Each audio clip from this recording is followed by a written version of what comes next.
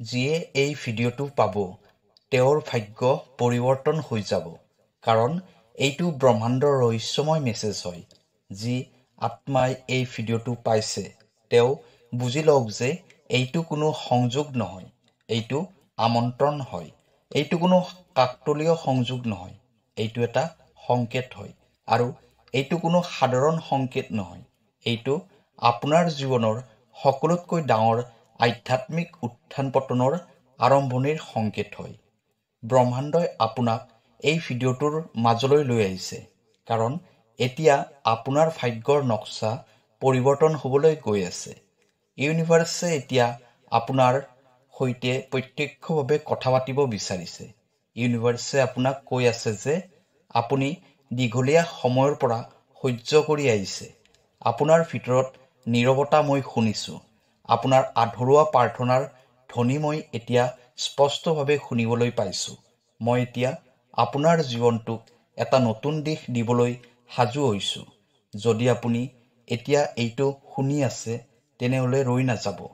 ভিডিঅ'টো শেষলৈ চাই থাকিব, কাৰণ প্ৰতিটো শব্দই আপোনাৰ ভাগ্যৰ দুৱাৰ মুকলি কৰি দিব বিচাৰিছে। প্ৰিয় দৰ্শক, আছামিজ এষ্ট্ৰলজীলৈ আপোনাক স্বাগতম জনাইছোঁ। মই এষ্ট্ৰলজাৰ ধীৰাজ শৰ্মা।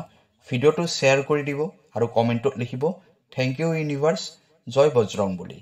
প্ৰিয় দৰ্শক, যদি আপোনাৰ ব্যক্তিগতভাৱে কিবা সমস্যা হৈ আছে তেনেহ'লে ভিডিঅ'ৰ স্ক্ৰীণত দিয়া নাম্বাৰত আমাৰ সৈতে যোগাযোগ কৰিব। আমি আপোনাৰ সমস্যাসমূহ সমাধান কৰিবলৈ চেষ্টা কৰিম। এতিয়া হওক ভিডিঅ'ৰ পৰৱৰ্তী অংশলৈ যাওঁ। এইটো কোনো সাধাৰণ সংকেত নহয়, এইটো সংকেত সেই আত্মাৰ বাবে হয় যাক বহুত বছৰ আগতেই বাছনি কৰা হৈছিল।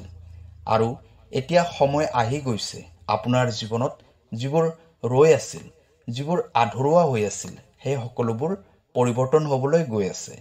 ব্ৰহ্মাণ্ডৰ নিয়ম বহুত গভীৰ হয়। এই বাহিৰৰ পৰা দেখা পোৱা নাযায়, কিন্তু ভিতৰৰ ফালে বহুত কিছু সলনি কৰি দিয়ে।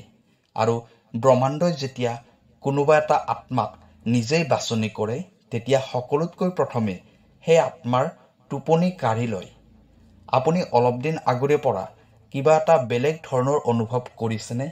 যেনে ধৰক হঠাতে মনটো উখল মাখল লগা, বিনা কাৰণতে ভয় লগা, ৰাতি বাৰে বাৰে সাৰ পোৱা, কাৰোবাৰ কথা হঠাতে মনত পৰা যি এতিয়া আপোনাৰ জীৱনত নাই, অথবা কিবা এটা সপোন যিটো বাৰে বাৰে আপুনি দেখা পাই আছে।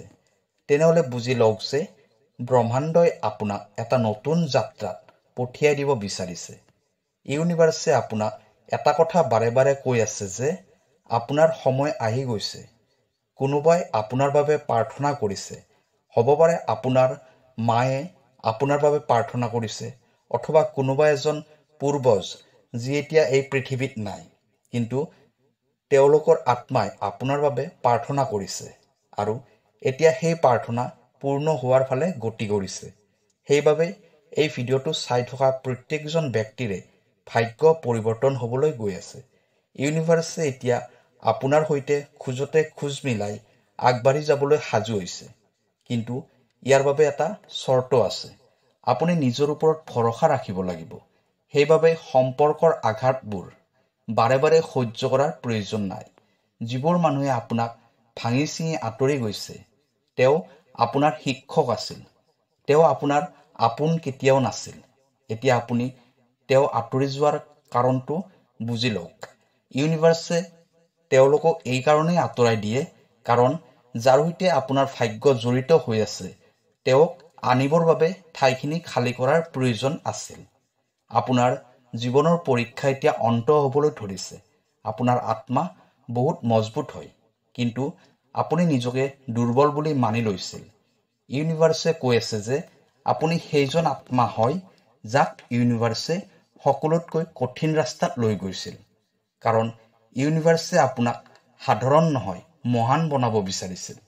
আৰু এতিয়া সময় আহি গৈছে যে সেই মহানতা এতিয়া আপোনাৰ জীৱনত প্ৰকট হওক। প্ৰত্যেকজন মানুহ এটা বিশেষ শক্তিলৈ জন্মগ্ৰহণ কৰে। কিছুসংখ্যক আত্মা বহুত অদ্ভুত ধৰণৰ হয়। তেওঁ দুখতো উজলি থাকে। তেওঁ অকলশৰীয়া হৈও হাঁহি থাকিবলৈ জানে। আৰু এই আত্মাবোৰৰ সৈতে ব্ৰহ্মাণ্ডই নিজেই কথা পাতে। যদি আপুনি এইটো অনুভৱ কৰে যেন সকলোবোৰ শেষ হ'বলৈ ধৰিছে, তেনেহ'লে জানি লওক যে এইটোৱে সেইটো সময় হয় য'ত সকলোবোৰ আৰম্ভণি হ'বলৈ গৈ আছে। এতিয়া আপুনি ভাবিছে চাগে কেনেকৈ পৰিৱৰ্তন হ'ব ভাগ্য, কেনেকৈ হ'ব চমৎকাৰ। শুনক, ব্ৰহ্মাণ্ডই আপোনাক বহুত সময়ৰ পৰা প্ৰস্তুত কৰি আছিল। আপোনাৰ ওচৰে পাজৰে যিবোৰ বস্তু ভাঙি ছিঙি গৈছিল সেইটো আচলতে নিৰ্মাণৰ প্ৰথম চৰণ আছিল। যেতিয়া নতুন বনাব লগা হয় তেতিয়া পুৰণিটো ভাঙি পেলোৱাৰ প্ৰয়োজন হয়।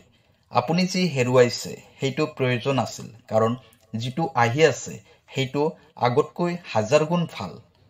এটা সত্য যিটো বহুত কম মানুহে জানে, আপোনাৰ জীৱনত একো বস্তুৱে বাহিৰৰ পৰা পৰিৱৰ্তন নহয় যেতিয়ালৈকে আপুনি আপোনাৰ ভিতৰৰ পৰা হোৱা শব্দ নুশুনে। ইউনিভাৰ্ছে আপোনাক বাৰে বাৰে সংকেত প্ৰেৰণ কৰি থাকে। কেতিয়াবা কিবা এটা নাম্বাৰৰ ৰূপত, যেনে 1111, 1176, 1111 অথবা 777, কেতিয়াবা কোনো কাহিনীৰ জৰিয়তে, কেতিয়াবা কোনোবা মানুহৰ ৰূপত, আৰু এতিয়া এই ভিডিঅ'টোৰ ৰূপত। সেইবাবে এইটো কোনো সাধাৰণ ভিডিঅ' নহয়। এই ভিডিঅ'টো পোৱাৰ অৰ্থ হ'ল ইউনিভাৰ্ছে আপোনাক নিজৰ কৰি লৈছে। ইউনিভাৰ্ছে কৈছে, এতিয়া মই আপোনাক অকলে এৰি নিদিওঁ। এতিয়া সকলো ক্ষেত্ৰতে আপোনাৰ লগত মই থকাটো অনুভৱ কৰিব পাৰিব।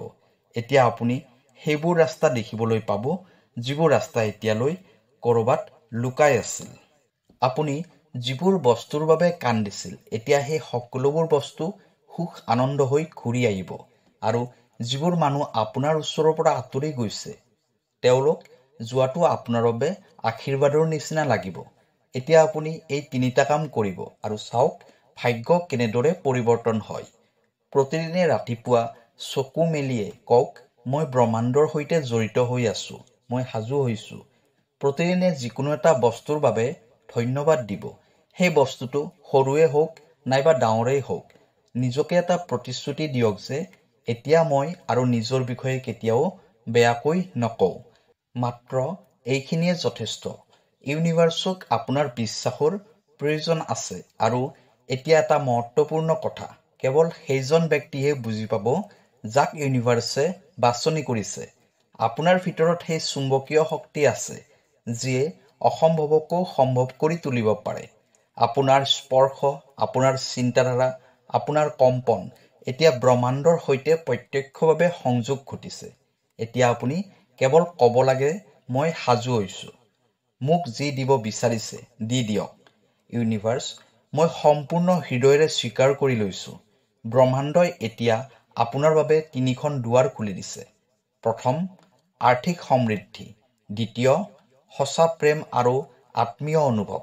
তৃতীয়, আত্মাৰ শান্তি আৰু দিব্যতা। এই 3টা একেলগে আপোনাৰ জীৱনত প্ৰকট হ'ব।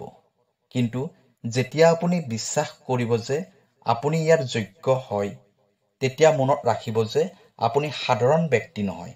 আপোনাৰ ভিতৰত এটা এনেকুৱা শক্তি আছে যিয়ে প্ৰজন্মবোৰক সলনি কৰি দিব পাৰে। এটা গোপনীয় কথা যিটো কেৱল আপোনাৰ বাবে হয়। ব্ৰহ্মাণ্ডৰ শক্তিবোৰে কেতিয়াও চিঞৰি চিঞৰি নকয়, কেৱল কাণৰ ওচৰত লাহে লাহে কয়। আৰু যিয়ে শুনিব পাৰে তেওঁৰ জীৱন সলনি হৈ যায়। সেইবাবে উঠক, হাঁহি দিয়ক আৰু কওক, মই ব্ৰহ্মাণ্ডৰ সৈতে আছো আৰু ব্ৰহ্মাণ্ড মোৰ সৈতে আছে।